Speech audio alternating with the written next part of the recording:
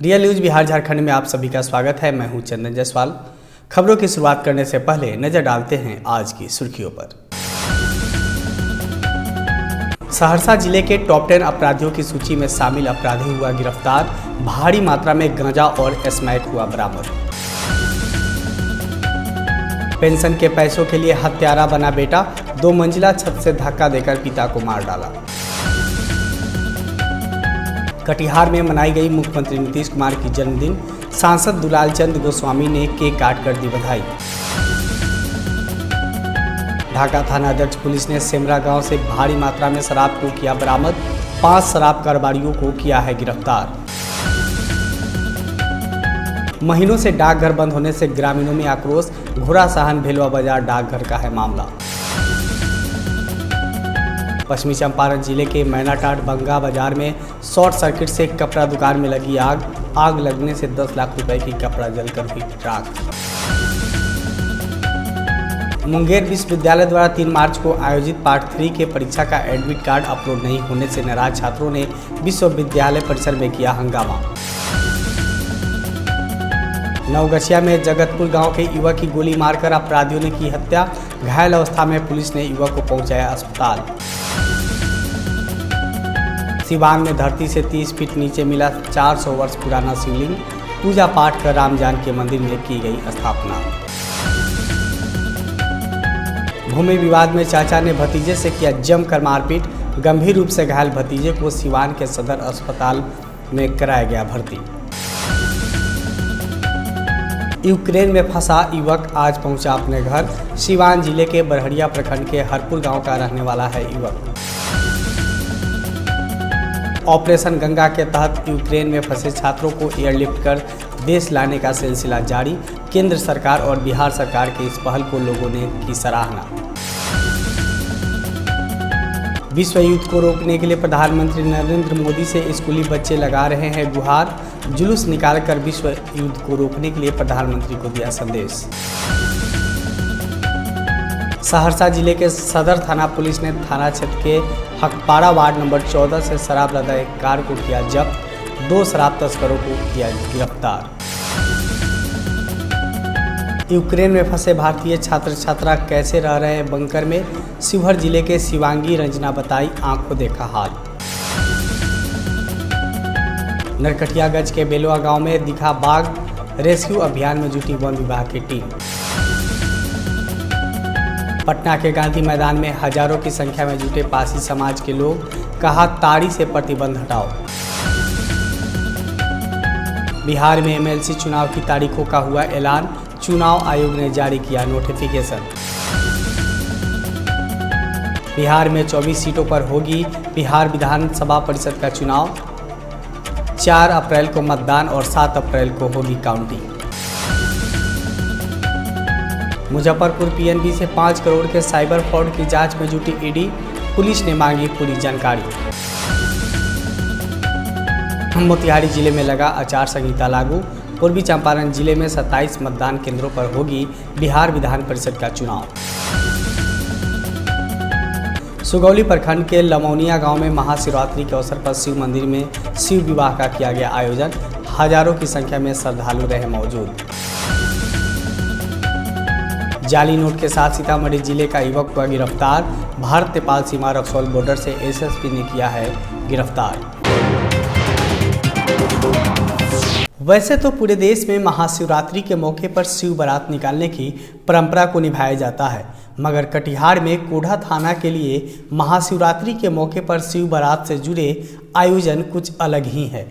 दरअसल वर्षों से इस थाने का यह परंपरा रहा है कि महाशिवरात्रि के मौके पर थाना प्रभारी दूल्हा बनते हैं और उनकी धर्मपत्नी को दुल्हन बनाए जाते हैं और उन्हें शिव और पार्वती के रूप में बारात निकालकर पूरे शहर में भ्रमण कराया जाता है। इसी परंपरा को निभाते हुए वर्तमान थाना प्रभारी रूपक रंजन और उनकी धर्मपत्नी भारती देवी भी इस आयोजन का गवाह बने। कोड़ा थाना प्रभारी रूपक रंजन ने कहा कि वो अपने पूर्वज थाना प्रभारियों के इस परंपरा को निभा रहे हैं, जबकि उनकी धर्मपत्नी ने कहा कि उनके पति सच में उनके लिए महादेव है और वह इस आयोजन के हिस्सा बनकर बेहद खुश है। आयोजन समिति से जुड़े हुए लोगों ने भी कहा कि यह कोड़ा थाना के बेहद पुराना परंपरा है। जो वर्षों से निभाया जा रहा है और इस बार भी इसे बड़े ही धूमधाम से निभाया गया। थाना परिसर में परंपरागत रूप से ये प्रथा बहुत दिनों से चल रही है और जो भी थाना प्रभारी आते हैं उनको शिवजी बन के और उनकी पत्नी को पार्वती बन के इस प्रथा का निर्वहन करना पड़ता है। हम भी अपने पूर्वज की प्रथा का निर्वहन कर रहे हैं और हमारे आने वाले जो पीढ़ी है, जो थानेदार होंगे, वो भी इस प्रथा का निर्वहन करेंगे। ये तो हमारे लिए शिवजी है, हम तो इनको शिवजी समझते हैं। अपने आप में महादेव का दिया हुआ वरदान है हमारे लिए। मैनाटांड प्रखंड के भंगहा थाना क्षेत्र अंतर्गत भंगहा बाजार में बिजली की शॉर्ट सर्किट से एक कपड़ा दुकान में आग लग गई। लोग जब तक आग पर काबू पाते तब तक लाखों रुपए की ज्यादा की कपड़ा जलकर खाक हो गया। बताया जा रहा है कि अगले सुबह भंगहा बाजार में लोगों ने संदीप वस्त्रालय नामक कपड़ा दुकान से धुआं निकलते हुए देखा। लोगों ने इसकी सूचना दुकानदार को दिया। सूचना मिलते ही दुकानदार ने दुकान पर पहुंचे और शटर को खोला गया। तब तक आग ने विकराल रूप धारण कर लिया था। ग्रामीणों में काफ़ी मशक्कत से आग पर काबू पाया। पीड़ित दुकानदार ने बताया है कि करीब 10 लाख की संपत्ति जलकर खाक हो गई है। कहते हैं पूत सपूत तो क्या धन संचय।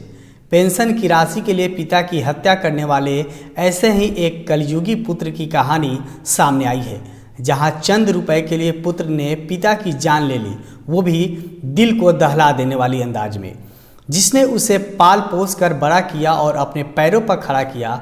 लेकिन पैसे की लालच में वह पुत्र ने अपने पिता का हत्यारा बन गया और हत्या को अंजाम देने के बाद फरार हो गया। रिटायर वृद्ध पिता को पेंशन के पैसे को लिए जान से मारने की यह घटना मुंगेर जिले की है, जहां 2 मंजिला छत से धक्का देकर रिटायर्ड रेलकर्मी की उसके ही पुत्र ने हत्या कर दी।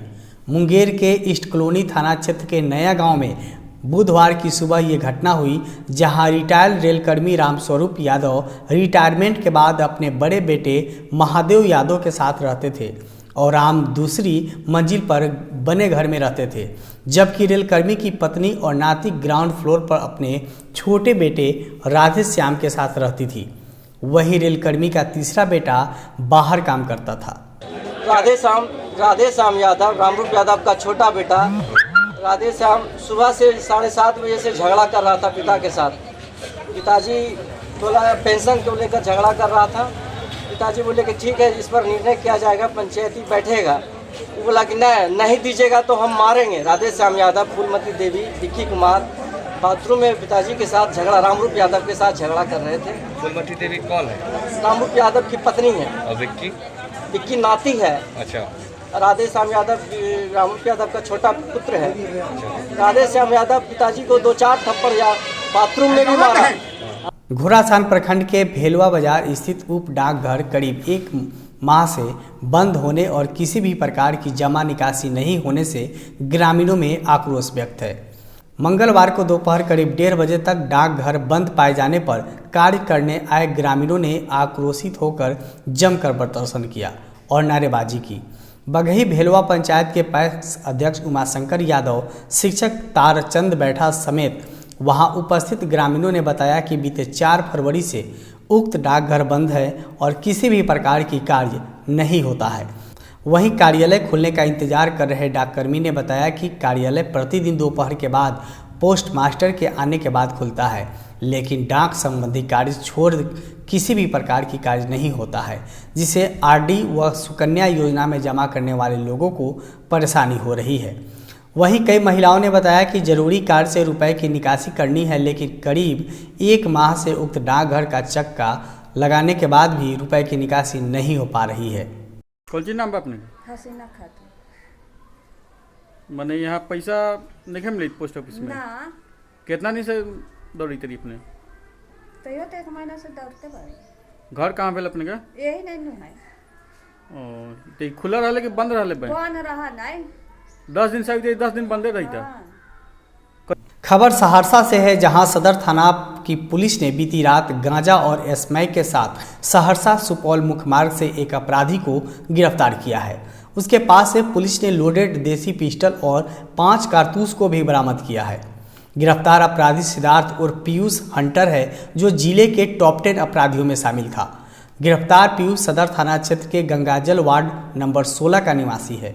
सदर थाना में आयोजित प्रेस कॉन्फ्रेंस के दौरान सदर एसडीपीओ संतोष कुमार ने बताया कि पुलिस को गुप्त सूचना मिली थी कि पीयूष हंटर नशीले पदार्थ के साथ बड़ियाही के रास्ते सहरसा शहर 4 पहिया वाहन से आ रहा है, जिसके बाद सदर थानाध्यक्ष सुधाकर कुमार के नेतृत्व में पुलिस पदाधिकारी व सशस्त्र सीमा बल के साथ जोड़ी पोखर के समीप रात के वाहन चेकिंग शुरू कर दिया। इसी दौरान तलाशी के क्रम में 4 व्हीलर गाड़ी से करीब 10 किलो गांजा और 39 पुड़िया स्मैक बरामद किया गया। पुलिस ने गिरफ्तार अपराधियों के पास से एक देसी पिस्टल और 5 जिंदा कारतूस भी बरामद किया है। पुलिस ने उसके पास से 4 मोबाइल भी जब्त किया है। उन्होंने बताया कि गिरफ्तार अपराधी के विरुद्ध शराब तस्करी के मामले पहले से दर्ज है। वहीं पुलिस के द्वारा तैयार की गई जिले के टॉप 10 अपराधियों की सूची में भी उक्त गिरफ्तार बदमाश का नाम शामिल था, जिसकी गिरफ्तारी पुलिस के लिए एक बड़ी उपलब्धि है। 40 पेटी शराब बरामद हुई है, 2 व्यक्ति गिरफ्तार किया है, दो वाहन भी जब्त किए गए हैं। क्या सूचना मिली थी? गुप्त सूचना मिली थी कि हटपाड़ा मोहल्ले में अवैध शराब कारोबारी शराब की कारोबारी किया जा रहा है। इस सूचना का सत्यापन हमारे पुलिस ऑफिसर और LTF की टीम के साथ छापामारी किया गया, जिसमें 40 पेटी 350 लीटर BCC शराब बरामद हुआ।